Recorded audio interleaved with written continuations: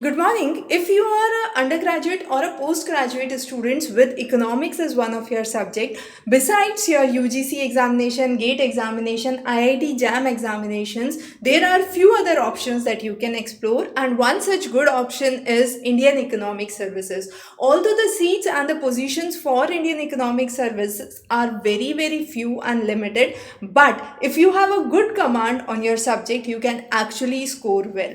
Now, those students who have been preparing for NET economics, what is the difference that you would find with your economic services preparation? One very important thing is there is not that much of mathematical economics and econometrics which is involved in economic services paper. The paper is subjective in nature, so you must have a good writing capability and skills.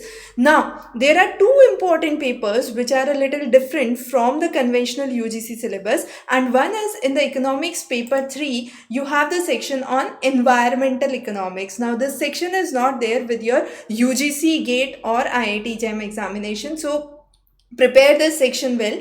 Even industrial economics, a little section of it is a different section, so this is something that you would have to prepare separately. Indian economics is covered with every syllabus. IIT JAM specifically focuses more on mathematical and statistical aspects. However, GATE relatively less, and UGC NET again less, and I would say economic services the least of that. Now, under paper 2, there is a section on economic thought. Now, this section again is missing with your UGC NET syllabus. So students who are preparing for your NET examination and at the same time are planning to appear for the economic services, this is a topic that you would have to prepare separately, and that is the topic on economic thought, the Keynes, the monetarist concepts, right, the classical concepts and so on. So those are the two important things that are different. And then paper 1 and paper 2 are more or less, paper 1 and Indian economics are more or less same. Here under paper 1, welfare economics is again one which has an extra importance here.